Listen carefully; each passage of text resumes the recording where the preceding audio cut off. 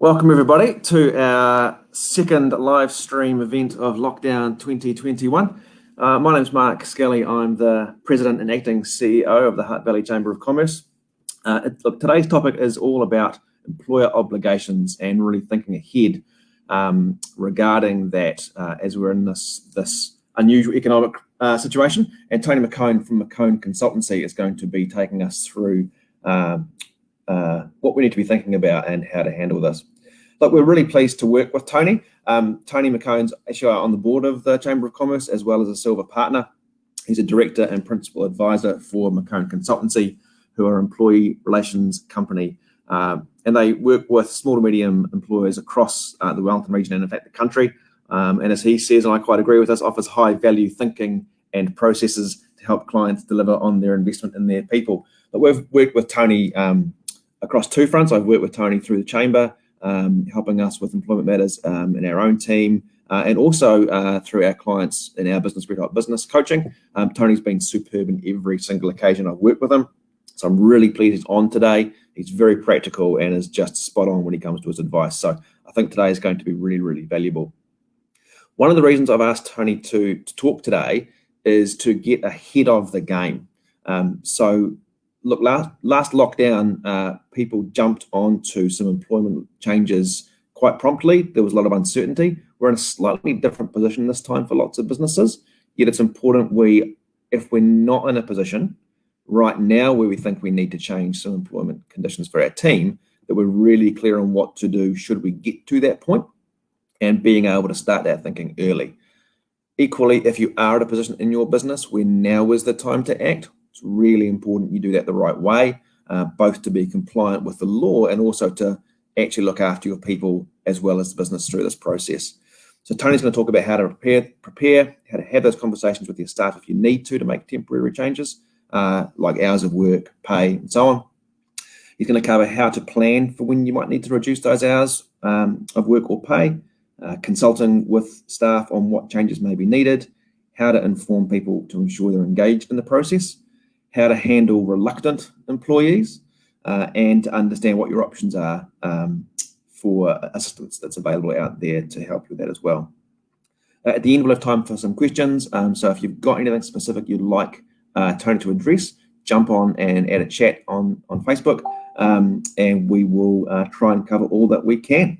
So that's me for now. I'm going to hand across to Tony, and Tony will take us through. Tony, over to you.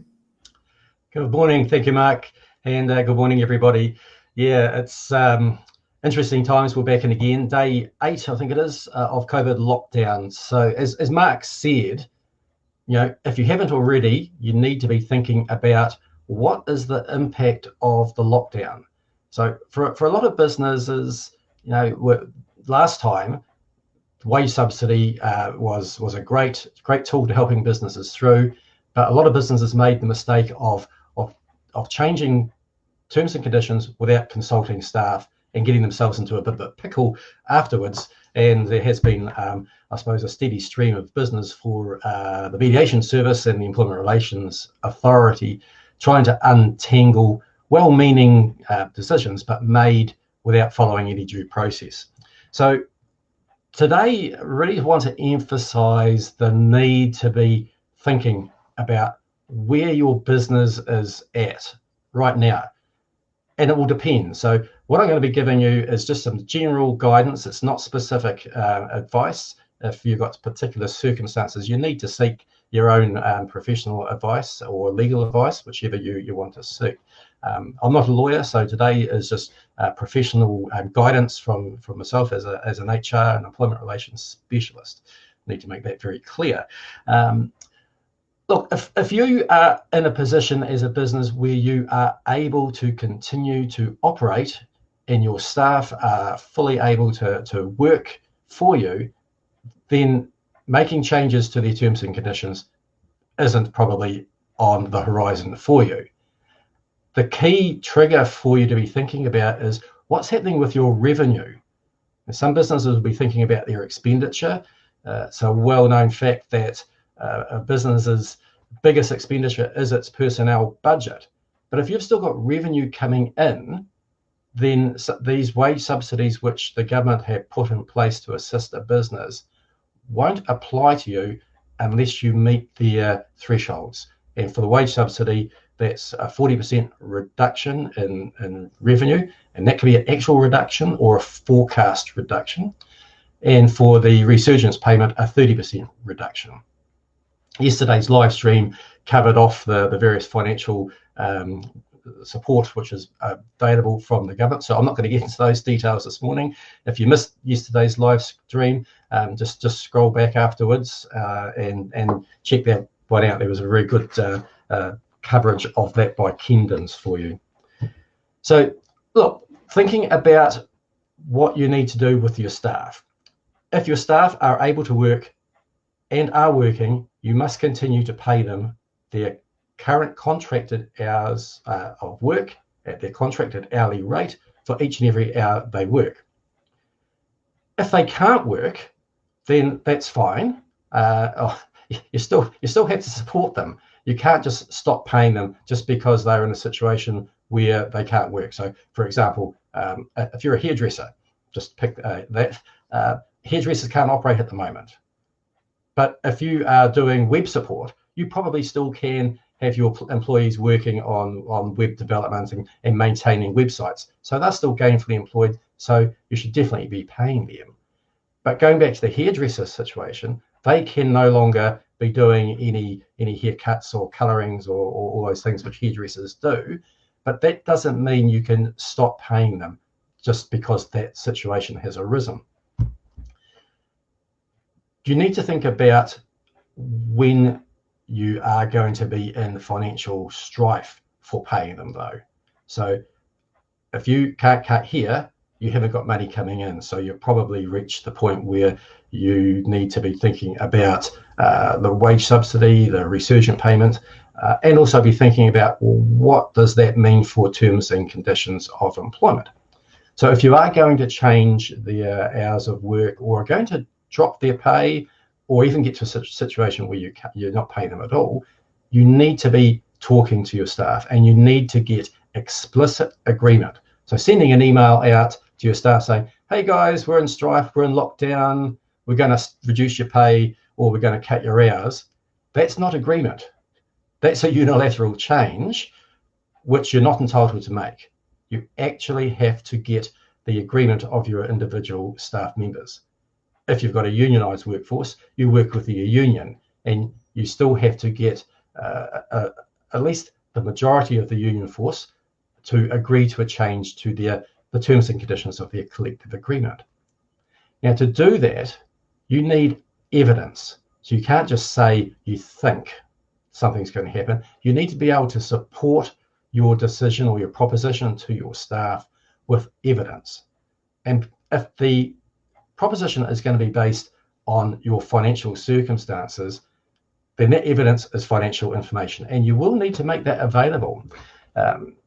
You're going to need to make it available anyway for MB working income when you apply for the wage subsidies or the resurgence payment, because if they do an audit, they're going to want to see the basis for your application. You need that same information to be able to have the conversation with your staff, and you need to be prepared, I should say, to share that information with them so that they can make an informed decision and see just what circumstances your business is facing, so that they're able to make an informed decision about supporting that decision to ensure that they will have a job going forward and that the business will be viable going forward. So if you haven't started collecting that information already, you need to have that lined up before you can go out to your staff. Once you've got that, sooner rather than later. So we're in day 7.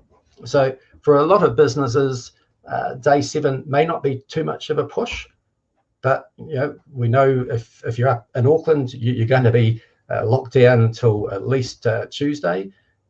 Wellington, we're locked down till Friday. This Friday at 4 o'clock, we're going to find out what happens next. A lot of businesses will still be in a situation where employees are not going to be able to come to work even under a level 3. So if that's going to continue for a couple of weeks and then there's a level 2 for a couple of weeks, you need to be thinking about that now as to what that means for your business. And sharing that information with your staff, having conversations with them. Now, having conversations when people are in lockdown can be challenging, but there's live streaming like this. You can do Zoom calls, team chats. There's lots of video software which various businesses use. There's emails, and of course there's even texts to tell staff, look, you want to have a conversation, you need to get in touch with them. So use every and all means available to you to engage with your staff. Send them the information and let them have time to think it through. One of the problems from the last lockdown was it was an unfortunate Freudian slip, I suppose, from the finance minister when he introduced the wage subsidy and said employers can pay 80%.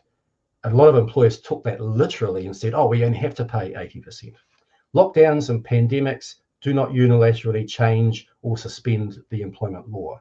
So you still have to deal with each other in good faith, which means when you're talking to your staff about what you may need to be doing in your business, you need to be very careful that you don't say or do anything which deceives or misleads, or even has the potential to deceive or mislead your employees.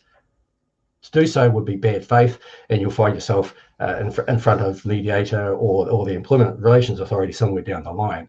So be very clear and be very open and free and frank with the information. Don't try and hold back information. Don't try and deceive. That's only going to get you into trouble. Both parties need to be active and constructive in the relationship and do everything you can to maintain a productive relationship going forward. Now, that requires both parties to be responsive and communicative. So if you send information out to your staff to say, hey, we think we're going to need to do this, they do need to respond. They can't go silent and not respond. Even if they don't like it, they can't not tell you that. They need to say, look, we don't agree, boss. So you got to be responsive and communicative. Both parties need to do that. You need to make sure you provide them all the relevant information so they can make an informed decision. You also need to give them reasonable time to consider the information about whatever changes you might be contemplating to get through these lockdown periods. So just ringing them up and saying, give me a decision now, isn't going to work for you.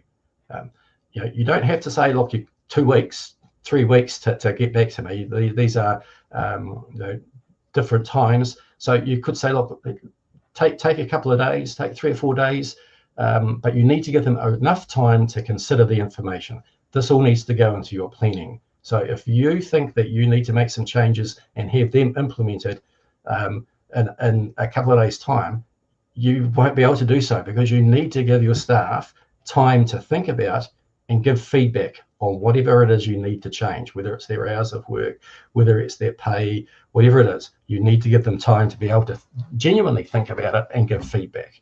And then you also need to factor in a bit of time to genuinely consider any feedback which they give. You can't just go in and say, this is my idea and I'm going to do it regardless of what you say, because you might get a gem of an idea coming back in feedback. So be prepared for that. But you don't have to have an elongated period of consultation. You could do 3, 4, 5 days, depending on your circumstances. But be very clear with your staff that this is the time frame. So if you don't give them the time frame, then that's going to create some problems of them having uncertainty of when they need to get back to you. So, yeah, as I said, doing that's going to be quite difficult and challenging if you don't have a lot of technology in your company. So you may have to use, your video calling, as I said, texting, emailing, and don't forget about the phone call. But do make sure you find some way to communicate with your staff and give them a way to communicate back with you. Now, how do you handle people who are going to be reluctant? Not everyone's going to be happy about things changing, or particularly around pay. Hours of work they may not be so worried about, but pay, when that is going to reduce, you need to be aware that does have a flow-on effect to their family and so on and so forth. But you also need to think about the sustainability of the business, and the business won't be a bottomless pit. if you've got someone who is not wanting to agree to a change and they're on an individual agreement, you can't just still blast through and impose your will on them just because they don't agree. If you can't get that agreement, which is the preferred way to go, if you can't get that agreement, you then have to step back and think, okay, I haven't got 100% of my staff on board. Those I haven't got on board, how do I get them? How do I get them there? And one way is to think about, well, does that mean I have to go into a change process? So your change management process is one where you have to make some radical changes to your business because you are entitled to restructure your business to ensure it's viable. You need to think about, okay, if I do a change process and I've only got one or two people who are reluctant and don't want to agree to a reduction in my in their hours of work, for example, how do you impose that on those one or two people with a change process if the rest of the people have already agreed? Because you have to be very careful, even with a change process, that you're not using it to pick on an individual for the purposes of moving them along or removing them from the business. The change option, whilst it is available for you, needs to be one which isn't going to result in a redundancy necessarily. And that is particularly so if you have applied for a wage subsidy. One of the wage subsidy rules is that you are going to keep that person. You want to keep them in employment. You're not going to be terminating their employment. And so their lack of agreements to come on board with your option isn't grounds for necessarily terminating their employment. So you shouldn't be using a change process for that. So negotiation with that individual through a change process, you may need to think about, okay, we've got agreement with everybody else. You may need to wrap up the whole of your staff in that change proposal, which on one hand shouldn't be too problematic for you, because if you know that the majority of the staff are going to agree to it anyway, they're still going to agree to it through a change proposal. The difference with the change process is you don't need their agreement. You just need to consult with them. You need to tell them what the options are. You still need to give them the evidence, and you need to give them opportunities to give feedback again. So fairly similar to the negotiation side. The difference is once you've had their feedback, you make the decision. You have to still genuinely consider what they say, but then you can make that decision. So the one or two reluctant people might end up with everyone having to go through a change process to get where you need to get to, but you still have to do it on a genuine basis and in good faith. So you need to still be open to any ideas which come through, and not just hold fast to your original, I'm going to do this, come hell or high water. You still need to keep an open mind to whatever feedback they might give you. So that's a few tools which you can use, but just want to stress, you can't use the change process. You shouldn't be using the change process just to get rid of someone who's a problematic employee for you. Even in normal times, change processes are not designed to get rid of problematic employees. There are other processes to deal with problematic employees.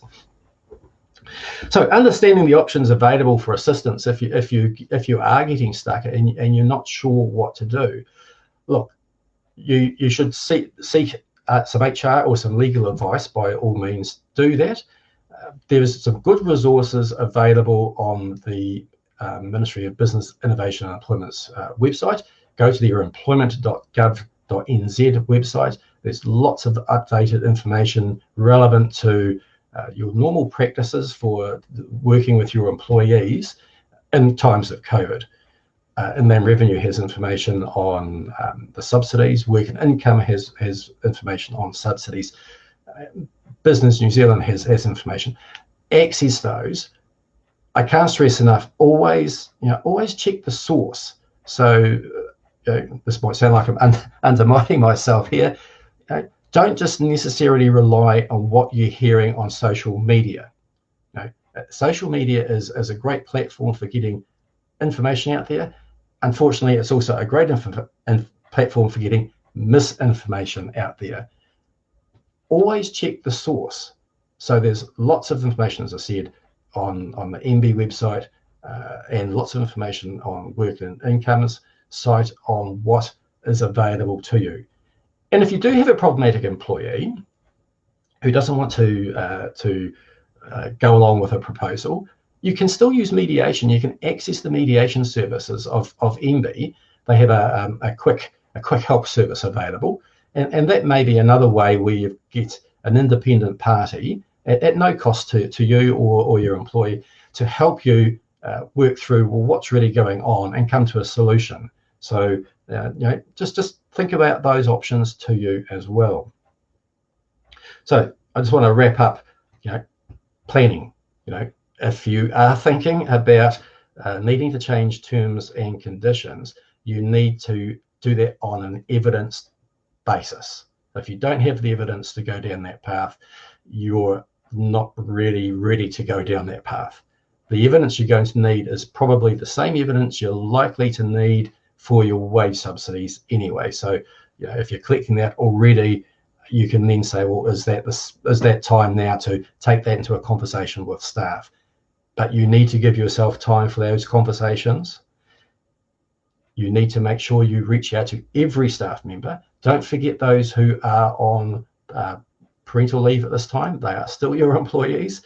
People who you gave pre-approved leave to, whether it was paid or unpaid leave, the fact that they are on leave during these shorter periods of lockdown, you must still reach out and make sure you contact them as well. Don't forget them. That will get you into a pickle if you do. And process, and time. Give yourself time to engage with your staff. Give yourself time for your staff to give consideration to what it is you're wanting them to think about. And then when you get their feedback, consider what they've given you and feedback before you make your final decision. And that goes, that process is the same whether it's a negotiation for a variation or a consultation for a change process. So hopefully that'll give you a wee bit of a head start. But just the key takeaway is you can't just pick up the phone today and say to your staff, you're now on 80% pay, or I'm only going to give you the wage subsidy. You can't do that. That will get you in trouble. You need to go through a negotiation or a consultation process with them. So look, I think that's for a bit of a global overview. I think that's enough from me for now. If there are any questions, happy to take those questions and see if I can give you some guidance. Thanks, Tony. That was a really useful information as always. Thank you for your time, and thanks everybody for making time to come and watch us live stream and increase your knowledge. Hey, Tony, it was a really good point you made, and you really emphasised it well at the end about the need to take time, and that this does involve the need to take time and not to just drop stuff on our teams should we make any changes. So I think that's been pretty well. That point is well made, I hope, for everybody today. And also really useful, those points about how to handle reluctant employees and where to get some more information and assistance. I just want to throw something in on top of that before we get into some questions, and that's a really strong encouragement. If you're getting, if you've got anxiety around your wage bill and covering costs, something I really want to encourage you to do if you haven't yet is to make sure you understand your facts. Really know exactly where you're at, and that can be as simple as working out what your normal weekly wage bill would be pre-COVID, and working out what the total wage subsidy amount is if you apply and you qualify, and what the difference is. How big a difference is that between the subsidy and your normal wage bill? Is that $3,000 a week? Is it $13,000 a week? Is it $30,000 a week? Just know that number. Often, just knowing the real number is a huge step towards lowering anxiety, because the fear and the uncertainty of the big monster of not having enough money, when we know what that number is, the facts don't necessarily change, but the anxiety does. So really encourage you just to make sure you know that number. A very large number of people that we've been speaking to over the last week, they don't know that number. They just know it's a big number. Whatever big is, often it's not as big as they think it is. Second thing with that is to recognise that we are in a different employment market than we were a year ago. And to just think, if you're in a position where you have some working reserves and you would ideally keep staff on 100% pay, and you're considering the cash reserves in the business and the impact, one consideration that I'd encourage you to make is the employment market. If you're planning on growing, if you're looking for your team and you're planning to retain your team, this is an opportunity in front of you to make a choice that's strategic as well as tactical. When recruiting in the remainder of this year, on the assumption we return back to a normal environment, and that is a big assumption, those businesses that have not reduced wages are going to look more attractive to future employees. They're also going to be more attractive to staff who are being headhunted, poached, approached by your competitors. If you have not reduced your wage bill, that's going to assist you. Now, that's not going to be possible for every business, and I'm stressing that. And just consider what the cost is. Again, that variance between your subsidy amount and your normal wage amount, and how big of an investment is that staff retention and future recruitment attractiveness worth to you. It might be worth it. It might not be. It's just a consideration to think about. So, look, we're going to be continuing as we proceed through our lockdown with more live streams. Our next live stream has yet to be scheduled, but it is likely to be on the wider legal issues that are facing our businesses. And we'll be updating it with more information as we progress over the next day or so. I'm just checking in on our Facebook page to see what questions we have. And I'm not seeing any coming through right now. So I'm not seeing any on the feed right now in front of me. I'm sure there will be plenty coming through over the next few days. So that our live stream is going to be up on our Facebook page and also up on the COVID-19 response page. So feel free to jump on there and ask more questions. I know Tony is an avid watcher of our Facebook page and often jumps on and engages in conversations and discussions. So if you have any questions, I'm sure Tony will be one of the many people that can jump on and provide some advice and support. Do reach out to your professional advisors and check in and make sure anything you do need to do is the right thing to do for your business and your team, and that you're being as compliant as you can be. And just reach out and get support in a general sense. Contact the chamber, use the Facebook pages, make sure you're not doing this on your own. Yeah. Thanks again, Tony. Really appreciate your expertise and your time. Thank you, Mark. Good luck, everybody. Good luck, everybody out there. We will see you on the next one. Cheers. Cheers. See ya.